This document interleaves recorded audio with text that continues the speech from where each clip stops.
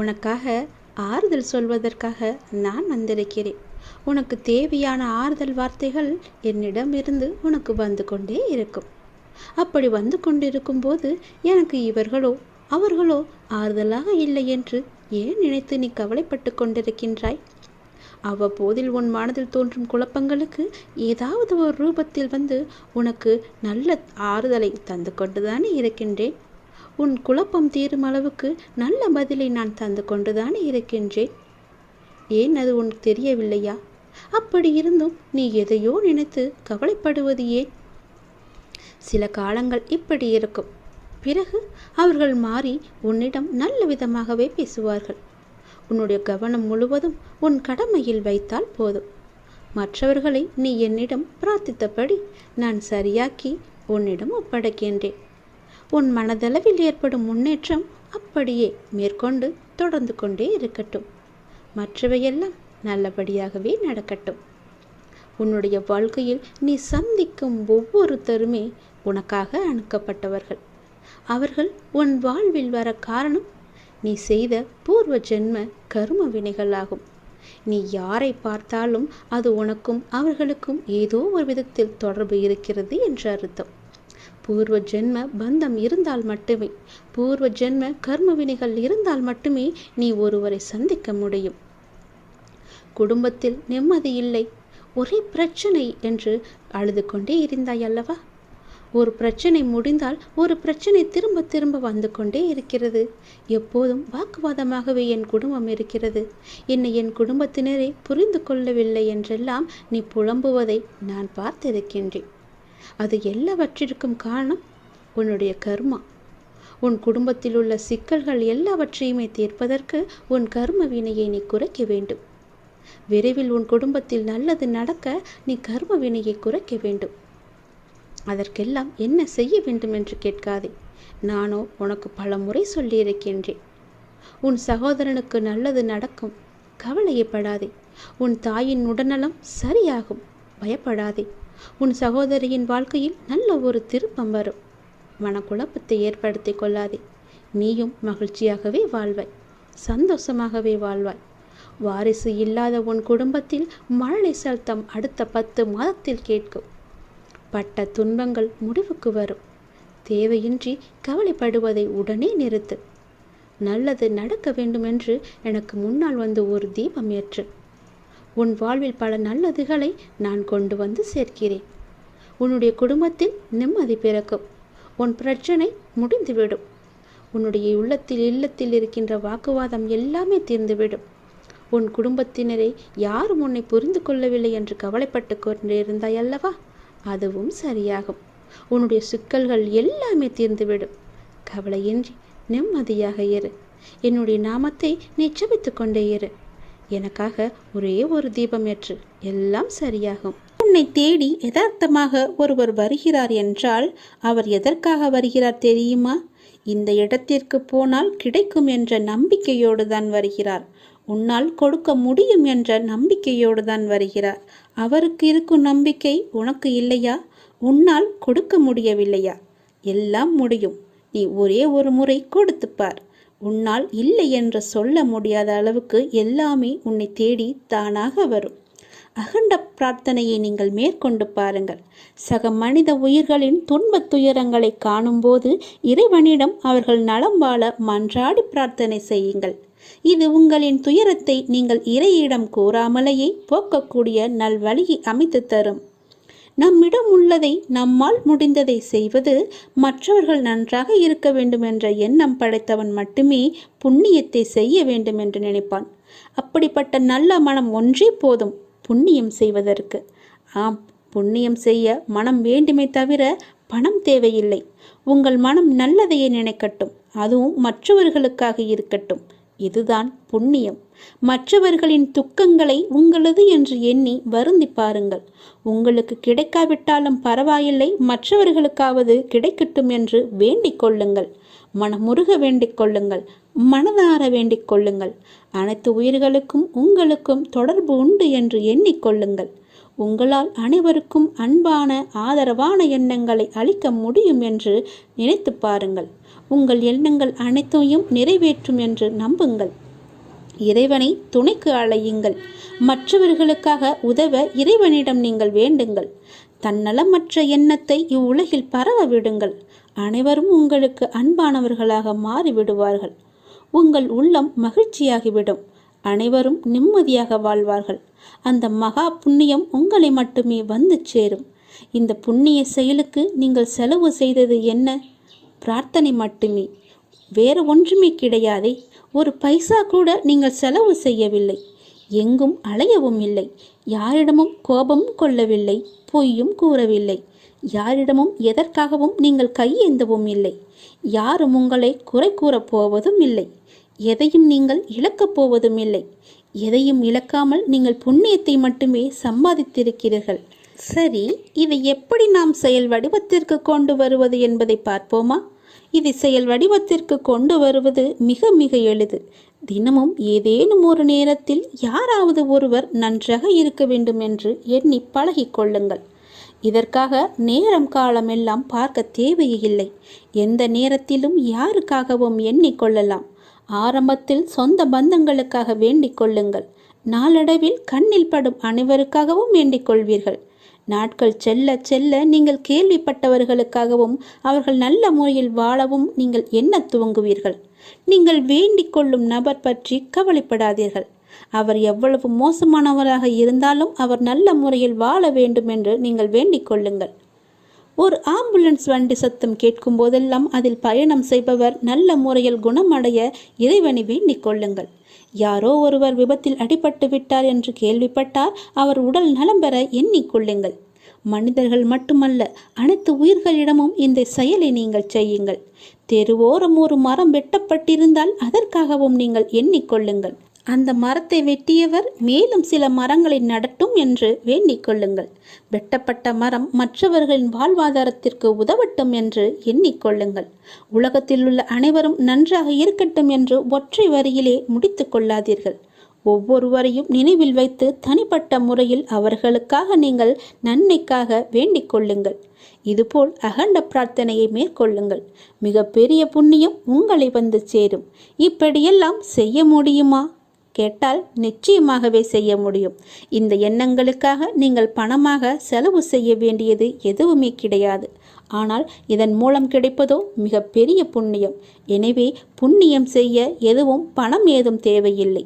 நல்ல எண்ணங்களுடன் கூடிய நல்ல செயல்கள் மட்டும் இருந்தால் போதும். நல்ல மனம் இருந்தால் போதும். எல்லாமே உங்களை தேடி தானாகவே வரும். அந்த இறைவனை உனக்குள்ளே குடியேறி விடுவார். பிறகு என்ன? நீதான் கடவுள். நாம் கடவுளிடம் எது வேண்டுமானாலும் அவர் அமைதியாக இருப்பதற்கு காரணம் இருக்கும். நீங்கள் கடவுளிடம் பேசுவதை மட்டும் நிறுத்திவிடாதீர்கள். இறைவனிடம் நீங்கள் பேசுங்கள். இறைவனிடம் பேசும் வார்த்தைகள் மிகவுமே வலிமையானவை. இறைவனிடம் திரும்ப திரும்ப ஒரு விஷயத்தையே சொல்லும்போது அது கண்டிப்பாக நிறைவேறியே தீரும். இறைவனிடம் நீங்கள் கேட்கும் ஒவ்வொன்றையும் அவர்கள் கவனித்து கொண்டு தான் இருக்கிறார். உங்கள் பிரார்த்தனைகள் கண்டிப்பாக ஒரு நாள் நிறைவேற்றப்படும். அவருடன் பேசுவதை மட்டும் நிறுத்திவிடாதீர்கள். ஒரு விஷயம் நமக்கு நடக்க வேண்டும் என்றால் இறைவனிடம் முறையிட்டு கொண்டே இருங்கள். இது நடந்தே ஆக வேண்டும், இதை சரி செய்யுங்கள் அப்பா என்று சொல்லிக் கொண்டே இருங்கள். நிச்சயமாகவே அவர் உங்கள் பிரார்த்தனையை நிறைவேற்றி தருவார். நம்பிக்கையோடு இருங்கள். அவர் தருவார் என்ற நம்பிக்கையோடு இருங்கள். நம்பிக்கை இருந்தால் அந்த வானமும் நமக்கு வசப்படும். இந்த பிரபஞ்சத்தையே ஆளும் மிக பெரிய சக்தி உங்களது தேவைகளையும் கண்டிப்பாக நிறைவேற்றும். இறைவனால் நிறைவேற்ற முடியாத அளவிற்கு பெரிய பிரார்த்தனைகள் எதுவுமே கிடையாது. அவர்தான் அந்த பிரச்சனையை உருவாக்கியவர். உருவாக்கியவருக்கு பிரச்சனையை தீர்க்க தெரியாதா? உங்களுக்கு தேவையானதை கண்டிப்பாக அவர் வழங்கிக் கொண்டே இருப்பார். அதை யாராலும் தடுக்க முடியாது. இதுவரை இறைவன் கொடுத்ததற்கு இனி கொடுக்க போவதற்கும் என அனைத்துக்குமே நீங்கள் நன்றி சொல்ல வேண்டும். நன்றி சொல்ல மறவாதீர்கள். உங்களை கைப்பிடித்து வழி நடத்தி கொண்டிருக்கும் சக்தியை முழுமையாக நம்புங்கள். நீங்கள் யார் மீது ஒருவர் மீது நம்பிக்கை வைத்திருக்கிறீர்களோ அது முழுமையான தூய மனதுடன் கூடிய நம்பிக்கையாக இருக்க வேண்டும். எது செய்தாலும் அசைக்க முடியாத நம்பிக்கையாக இருக்க வேண்டும். அப்போதுதான் அவருடைய முழுமையான லீலைகள் நமக்கு தெரிய வரும். என்றுமே அது உங்களை கைவிடாது. உங்களுக்கு வேண்டியது அனைத்தும் வாரி வழங்கும். உங்களுக்கு வேண்டிய அனைத்தையும் பெற்று நீங்களும் உங்களை சார்ந்த அனைவரும் மகிழ்ச்சியோடு வாழ்வீர்கள். அதற்கு அவரே துணையாகவும் இருப்பார். நீங்கள் செய்ய வேண்டியது எல்லாம் அவரிடம் நீங்கள் தினமும் பேசிக்கொண்டே இருப்பது மட்டும்தான். என்ன அப்பா, எப்படி இருக்கிறீர்கள் என்று ஆரம்பித்து எல்லாவற்றையுமே பேசுங்கள். எல்லாவற்றிற்கும் அவர் நிச்சயம் பதில் தருவார். ஆனால் அந்த பதிலுக்கு நீங்கள் கொஞ்சம் காலம் காத்திருக்க வேண்டும். உடனடியாக நடக்க வேண்டும் என்றால் அது நடக்காது. சிறிது காலம் பொறுமையாகத்தான் இருக்க வேண்டும். இப்போது நீங்கள் செய்ய வேண்டிய மிக முக்கியமான காரியம் என்னவென்றால், உங்களுக்கான காரியங்கள் நிறைவேறப் போகும் இந்த நாட்களில் மிக பொறுமையாக இருப்பதுதான். நீங்கள் பொறுமையுடனும் நம்பிக்கையோடும் இருப்பதுதான் அவருக்கு நீங்கள் செய்யும் வழிபாடு, தொண்டு என்று கூட வைத்துக் கொள்ளலாம். அவர் உங்களிடம் வேறு எதுவுமே கேட்கவில்லை. நான் உங்களுக்கு செய்து தருகிறேன், அதற்கு பதிலாக நீங்கள் என் மீது நம்பிக்கையும் பொறுமையாக இருங்கள் என்று சொல்கிறார். நான் உன் அருகாமையிலேயே எப்பொழுதும் இருக்கின்றேன். உன்னை பார்த்து கொண்டு தான் இருக்கிறேன். உனக்கு என்ன நடக்கிறது? உன்னுடைய பிரச்சனை என்ன? நீ மகிழ்ச்சியாக இருக்கிறாயா இல்லை துன்பக்கடலில் சிக்கி கொண்டு இருக்கிறாயா என்று எல்லாமேவற்றையுமே நான் பார்த்து கொண்டு தான் இருக்கிறேன். நீ எதை பற்றியுமே கவலைப்படாதே. நான் உன்னுடனேயே இருக்கிறேன். தாளிடப்பட்ட கதவுகள் என்னை தடுத்து விட முடியாது. நீர் எங்கு இருந்தாலும் என் நினைவில் வைத்துக்கொள். என் நாமத்தை உச்சரி. உமக்கானதை நீ நிச்சயம் கிடைக்கப் பெறுவாய். இது எனது சத்திய வாக்கு. என் வார்த்தைகள் மீது நம்பிக்கை வைத்து நீ செயல்பட்டு கொண்டு இருக்கிறாய் அல்லவா? பிறகு எதற்காக நீ கவலைப்படுகிறாய்? என்றும் என்றென்றும் உங்களோடு நான் இருந்து கொண்டே இருப்பேன். இப்பொழுது இந்த நொடி நான் உன்னுடன் தான் இருக்கிறேன். நீ எங்கு வேண்டுமானாலும் பார், என் ரூபத்தை நீ காணலாம். உனக்கு நல்லது நடந்து கொண்டே இருக்கப் போகிறது. எனது அருளும் ஆசையில் யாரும் ஒன்றுதான். எனது பக்தர்களை பிரித்து பார்க்காதவன் நான். நம்பிக்கை பொறுமையுடன் அமைதி காத்து கொண்டிரு. என் பக்தனுக்கு எல்லாமே சாத்தியமாகும். நல்லதே நடக்கும். எனது அன்பு குழந்தையே, நீங்கள் கடந்து வரும் பயணத்தில் கடைசி நிமிடத்திலும் பொறுமையையும் புத்திசாலித்தனமும் தைரியமும் இருந்தால் எப்படிப்பட்ட துன்பத்தையும் எளிதாக நீங்கள் கடந்து விடலாம். காலச்சக்கரமானது சுழன்று கொண்டே இருக்கிறது. ஒவ்வொரு திருப்பத்திலும் வாழ்க்கையின் போக்கை மாற்றுகிறது. பருவங்கள் குளிர்காலத்துடன் முடிவடையாது. வசந்தம் துளிர்விடும் சிறப்புடன் திரும்புகிறது. சுழலும் சக்கரம் மேலும் கீழும் அசைவது போல, ஒரு நீண்ட இரவுக்கு பின் அழகான ஒரு வெளிச்சம் வருவது போல ஒரு பிரகாசமான ஒளி உதயமாகும் இல்லவா? அது போலத்தான் உங்களுடைய இன்பங்களும் துன்பங்களும் நம்மை தவிர்க்க முடியாமல் பின்தொடர்ந்து கொண்டிருக்கின்றன. இவை எல்லாமே உன்னுடைய முன்ஜென்ம கர்மாக்கள். ஆனால் தொந்தரவு இல்லாமல் இருப்பது வாழ்க்கையின் முக்கியத்துவம். உண்மையை அறிந்து கொள்ளுங்கள். எதுவாக இருந்தாலும் அப்பாவின் பாதங்களை நீங்கள் சரணடைந்து விடுங்கள். அவருடைய பாதங்களை நீங்கள் பற்றி கொள்ளுங்கள். சதா காலமும் அவருடைய நாமத்தை நீங்கள் ஜபித்து கொண்டே இருங்கள். உங்களுக்கு வேறு எந்த பிரச்சனையும் வராது. எந்த கஷ்டமும் உங்களை நெருங்காது. காலம் கடந்தும் ஆட்சி செய்யும் இறைவனின் முழுமையை நீங்கள் அடைய முற்பட வேண்டும். அப்போதுதான் உங்களுக்கு வந்த கஷ்டங்கள் எல்லாம், துன்பங்கள் எல்லாம் காணாமல் போய் நிம்மதி கிடைக்கும். மகிழ்ச்சி நிலைத்து நிற்கும். அவருடைய நாமத்தை நேரம் கிடைக்கும் போதெல்லாம் ஜபித்து கொண்டே இருங்கள். உன்னுடைய முன்ஜென்ம கர்மாக்களை எல்லாம் அழிப்பதற்கு என்னுடைய நாமம் ஒன்றே, என்னுடைய திருநாமம் ஒன்றே உனக்கு சிறப்பான மருந்தாக இருக்கும். வந்த இடம் தெரியாமல் ஓடுவதற்கு, உன்னுடைய கர்மா வந்த இடம் தெரியாமல் ஓடுவதற்கு என்னுடைய நாமத்தை நீ ஜபித்து கொண்டே இரு. இடைவிடாது ஜபித்து கொண்டே இரு. விரைவாகவே உனக்கு ஒரு நல்ல செய்தியை நான் உனக்கு செவி வழியாக கொடுக்கப் போகிறேன். அதை கேட்டதும் எனக்காக ஒரே ஒரு தீபம் ஏற்று உன்னுடைய வீட்டில். வானளவில் உள்ள ஆழம்தான் இந்த உலகம். இந்த மேகங்கள் போலத்தான் வாழ்க்கையும். அதில் வாழ்க்கையை நெறிகளுடன் கூடிய வாழ்க்கையாய் பார்த்து வாழ்பவர்கள் மிக குறைவு. என் பிள்ளைகளுக்கு முதலில் நான் பயிற்றுவிப்பது ஒழுக்கமும் நேர்மறையான எண்ணங்களும் தான். அதில்தான் நீ இப்போது இருக்கிறாய். பயிற்சி நடக்கும்போது சில போராட்டங்கள், குழப்பங்கள் எல்லாம் நிகழும். அதை பார்த்து நீ பயப்படாதே. உனக்கு இது நல்லதா கெட்டதா என குழம்பி முடிவுகள் எடுக்க முடியாமல் போகும் தருணம் கூட வரலாம். அப்பொழுதும் நீ பயப்படாதே. அப்படி உனக்கு குழப்பம் வரவில்லை என்றால் அதில் உனக்கு பயிற்சியே சரியாக இல்லை என்று அர்த்தம். பயிற்சியில் தோல்விகள் வெற்றிகள் என இரு முனைகள் இருக்கின்றன. அதில் நீ வெற்றிக்காக போராடு. தோல்வி ஏற்படுகிறது என்றால் உன்னுடைய அப்பா உனக்காக பெரிய வெற்றியை வைத்திருக்கிறேன் என்று எண்ணி உன் மனதை நீ சாந்தப்படுத்திக்கொள்.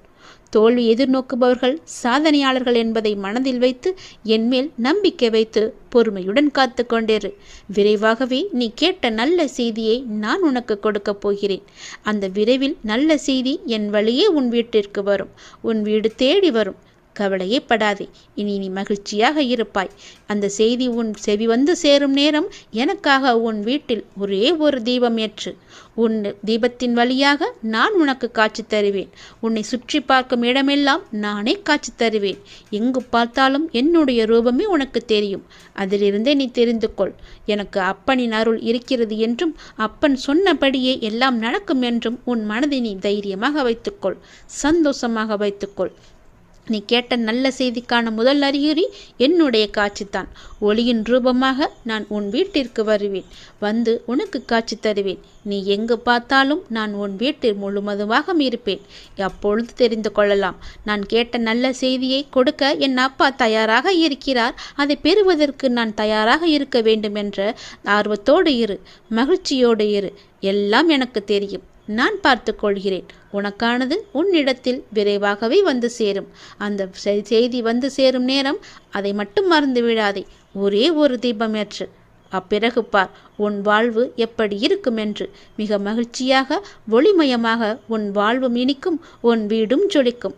இந்த உலகமானது எப்படி வேண்டுமானாலும் மாறலாம். மனிதனாகனவன் எப்படி வேண்டுமானாலும் மாறலாம். எந்த நொடி வேண்டுமானாலும் மாறலாம். உங்கள் மீது நீங்கள் நம்பிக்கை வையுங்கள். வாழ்க்கை எந்த நொடியிலும் மாறும். மனிதர்களிடம் நீங்கள் கவனமாக இருங்கள். எப்போது மாறுவார்கள் என்று யாருக்கும் தெரியாது. நம்மை நாமே பெரிதாக எண்ணிக்கொண்டு அகந்தை கொள்வது கூடாது. சாதாரணமானவர்களாக நம்மை கருதும் போதுதான் நம்மிடம் கருணையும் பணிவும் நல்ல சிந்தனையும் வெளிப்படத் தொடங்கும். எல்லா ஆற்றல்களும் மனிதனுக்கு இயல்பிலேயே இருக்கின்றன. ஆன்மீகத்தின் உதவியால் தடைகளை போக்கி நாம் நிறைநிலையை அடைய வேண்டும். ஆன்மீகத்தின் உதவியால் தீயவர்கள் கூட மகானாக முடியும். இந்த உலகம் இறைவனுக்கு சொந்தமானது. உலக பொருட்களிலெல்லாம் அவரே இருக்கின்றார். இந்த கோணத்தில் பார்க்க தொடங்கிவிட்டால் நம் மனம் உயர்வு பெறும். இங்கொன்றும் அங்கொன்றுமாக நுனிப்புல் மேய்வது போல ஒருபோதும் மேயக்கூடாது. வெற்றி பெறவும் முடியாது நம்மால். எல்லாவற்றையுமே முழுமையாக ஆராய்ந்து அதிலேயே ஈடுபட வேண்டும். கன நேரம் இன்பமாக ஏதோ ஒன்று கிடைக்கலாம். ஆனால் அத்துடன் எல்லாம் முடிந்துவிடும். நம்முடைய இன்பமானது தொடர்ந்து நிலைத்து இருக்கும்படி செய்ய வேண்டும். ஒவ்வொரு நேர்மையான செயலும் அதற்குரிய வெகுமதி தர காத்து கொண்டிருக்கிறது. உணர்ச்சி வசப்பட்டால் முடிவெடுக்க முடியாமல் தடுமாற நேரிடும். உணர்ச்சி வசப்பட்டால் எல்லாமே ஒரு நொடியிலே மாறிவிடும். அதனால் எது செய்தாலும் பொறுமையாக நிதானமாக யோசித்து செய்யுங்கள்.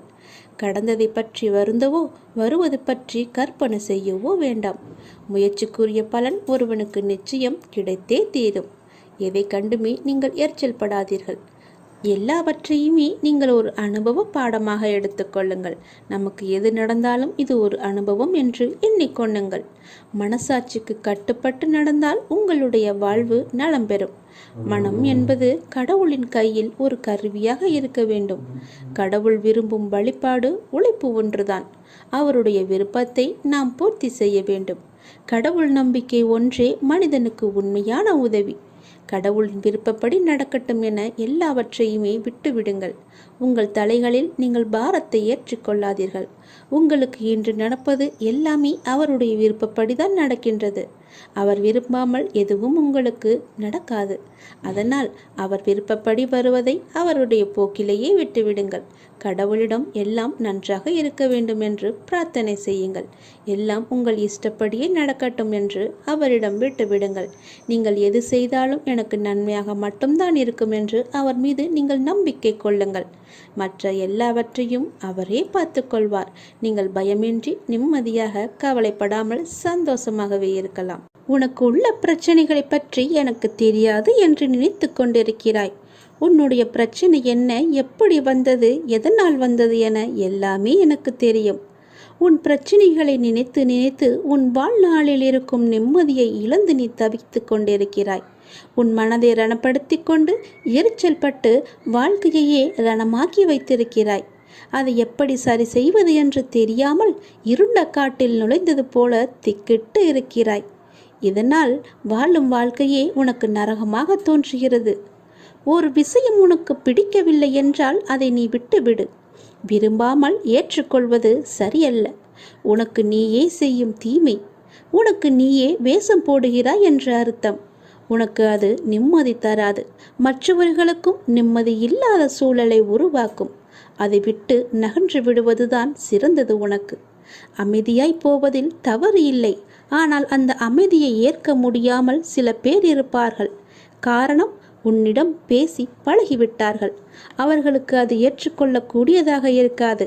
அவர்கள் செய்யும் சில விஷயங்கள் வருத்தத்தை ஏற்படுத்தியது என்றால் மனம் வருந்தாமல் அமைதியாக நீ விலகிவிடு.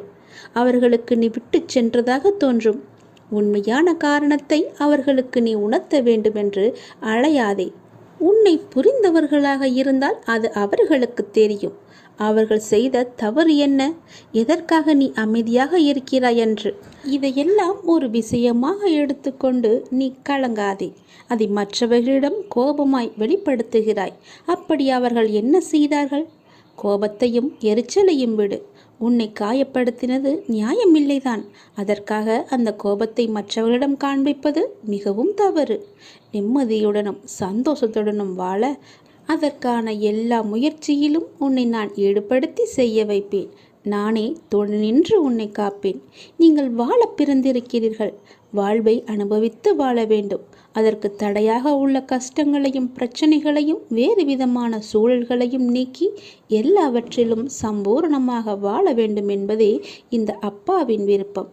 அப்பாவின் விருப்பம் உங்கள் வாழ்க்கையில் நடைமுறைக்கு வர வேண்டும் என்றால் அப்பா உங்கள் மனதில் இருக்க வேண்டும். அப்பா என் மனதில் இருப்பதை எப்படி அறிந்து கொள்வது என நீ கேட்கலாம். எந்த மனதில் அமைதியும் சாந்தமும் நிலவுகிறதோ, எந்த மனம் எப்போதும் அன்பினால் நெகிழ்கிறதோ, எந்த மனம் எப்பொழுதும் பொறுமை காக்கின்றதோ, எந்த மனம் அனைத்தையும் சகித்து கொண்டு போகிறதோ அந்த மனதில்தான் அப்பா முழுமையாக இருக்கிறார். சில நேரங்களில் கஷ்டம் கலங்கச் செய்யும், வேதனை திகைக்க வைக்கும், பிரச்சனைகள் மூழ்கடிப்பது போல தெரியும். ஆனால் திகைக்கக்கூடாது. எதையும் முன் ஜென்மத்து வினை என எடுத்துக்கொண்டு இனி வரும் நாட்களில் நாம் நன்றாக இருப்பதற்காக இந்த நிலையை அப்பா தருகிறார் என ஏற்றுக்கொள்ள வேண்டும். மனநிலை மற்றும் மாறுதல்களுக்கு மௌன சாட்சியாக இருப்பவன் இறைவன். அப்பா எனக்கு எதையும் செய்யவில்லை என கதறி அழுத நாட்கள் உண்டு. அழுத நாட்கள் எல்லாமே முடிந்து போகும். ஆனந்தமான காலம் உங்களுக்காக காத்திருக்கிறது. மரம் இலைகளை உதிர்க்க ஆரம்பித்து மொட்டையாகி நின்றால் மரம் பட்டுவிட்டது என நாம் கதறுவது கிடையாதே. இது இலையுதிர்காலம். இனி வசந்த காலம் வரும் என்பதை நினைத்து நாம் காத்திருப்போம் இல்லையா? அப்படியேதான் உங்களுடைய வாழ்க்கையும். இந்த துன்ப நாட்கள் எல்லாமே முடிவுக்கு வரும். முடிவுக்கு வந்து உங்களுக்கு இன்பம் சேரப்போகிறது. அன்றைக்கு நீங்கள் தகுதியாக இருப்பதற்கு இந்த கஷ்டம் என்ற பயிற்சி உங்களுக்கு அளிக்கப்படுகிறது. அப்பா எப்படி முழுமையானவரோ அப்படியே நீங்கள் முழுமையான தன்மை உடையவர்கள். அவரே முழுமையை நோக்கி உங்களை அழைத்து செல்வார். எதை பற்றியுமே நீ கவலைப்படாதே. உன்னோடு நான் எப்போதுமே இருப்பேன். உன் பிரச்சனைகளை நான் தீர்த்து வைக்கிறேன். எதை பற்றியுமே நீ கவலைப்பட்டு கொண்டே உன்னுடைய வாழ்வை நீ இழந்து விடாதே. நிறையவே பிரச்சனை இருக்கிறது. எதை சொல்லி எங்கே போய் அழுவது என்று தெரியாமல் நீ தினமும் புலம்பி தவித்து கொண்டிருக்கிறாய். எனக்கென்று யாருமே இல்லையே, நீங்களும் இருக்க மாட்டீர்களா அப்பா என்று என்னிடமே நீ கேட்கிறாய். உனக்கு யார் இல்லை? எல்லோருமே இருக்கிறார்களே. நீதான் அவர்களை புரிந்து கொள்ளவில்லை. யார் என்று சொல்கிறேன் தெரியுமா? அந்த கடவுளை தான் சொல்கிறேன். உனக்காக அம்மாவாக அந்த அம்மன் இருக்கிறார். அப்பாவாக அப்பன் ஈசன் இருக்கிறார். குருவாக நானும் இருக்கிறேன். உனக்காக எல்லோருமே இருக்கும்போது, உனக்காக அந்த கடவுள்களே இருக்கும்போது நீ ஏன் எனக்கு யாருமே இல்லை என்று சொல்கிறாய்? உன் கவலையை போக்க அந்த படைத்த இறைவன் எங்களுக்கு தெரியாதா? உன் பிரச்சனை என்ன என்பது எங்களுக்கு தெரியாதா? உன் பிரச்சனையை கேட்பதற்கு எவரும் இல்லை என்று நீ கவலைப்படாதே. உங்களுக்காக உனக்காக நாங்கள் எல்லோருமே இருக்கிறோம். எந்த பிரச்சனையாக இருந்தாலும் சரி, எங்களிடம் சொல். உடனே நாங்கள் தீர்வு கொடுக்கிறோம். உனக்காக, என்னுடைய குழந்தைகளுக்காக நாங்கள் எது வேண்டுமானாலும் செய்வோம். உன்னை படைத்தது யார் என்று நினைக்கிறாய்? உன்னை படைத்தது நாங்கள்தான். எங்களுக்கு தெரியாதா? நீ எங்கு, எப்போது, எப்படி பிறக்க வேண்டும், யார் வயிற்றில் பிறக்க வேண்டும், யார் உனக்கு அப்பாவாகவும் அம்மாவாகவும் இருக்க வேண்டும் என்று எங்களுக்கு தெரிந்துதான் நான் உன்னை படைத்தேன். நாங்கள் உங்களுக்கு செய்வது எல்லாமே நன்மையாகத்தான் இருக்கும். அதனால்தான் இவர்களுக்கு உன்னை பிள்ளையாக படைத்தேன். இப்போது நடந்தது, இதற்கு முன்பு நடந்தது, இனிமேல் நடக்கப் போவது எல்லாமே எங்களுக்கு தெரிந்துதான் நடக்கிறது என்பதை நீ ஏன் மறந்துவிட்டாய்? உன்னுடைய கவலைகளை பற்றி எங்களுக்கு தெரியாதா? உன்னுடைய பிரச்சனைகள் எல்லாமே தீரும் நேரத்தை நீ நெருங்கிவிட்டாய். நீ இதுவரை அனுபவித்தது பூர்வ ஜென்ம, முந்தைய ஜென்ம கர்மாவின் பலன்தான். மிச்சம் இருந்தது, அது இப்போது முழுவதுமாகவே தீர்ந்துவிட்டது. இன்னும் நான் உனக்கு நிறையவே கொடுக்கப் போகிறோம். அதை பெறுவதற்கு நீ தயாராக இரு. என்ன கஷ்டத்தை கொடுக்கப் போகிறீர்களா என்றுதானே நீ கேட்கிறாய்? அவ்வளவு சோதனைகளை நீ தாங்கி இருக்கிறாய், அவ்வளவு பிரச்சனைகளை நீ பார்த்து இருக்கிறாய். கவலைப்படாதே. இனி வருவது உனக்கு பிரச்சனை அல்ல, உனக்கு கவலையும் அல்ல, உனக்கு சந்தோஷம்தான். உன்னுடைய பிரச்சனைகள் எல்லாமே முடிந்து விட்டது. அதற்கு தீர்வும் நீ கண்டுவிட்டாய். இனி நடக்கப் போவது எல்லாமே உனக்கு ஜெயமாகவே இருக்கும், சந்தோஷமாகவே இருக்கும். நீ கேட்டது அனைத்துமே உங்களுக்கு கிடைக்கும். நீ எதிர்பார்த்தபடியே உன்னுடைய வாழ்க்கை நிச்சயமாகவே அமையும். என் வார்த்தையை நம்பு. உன்னை நான் படைத்தேன்.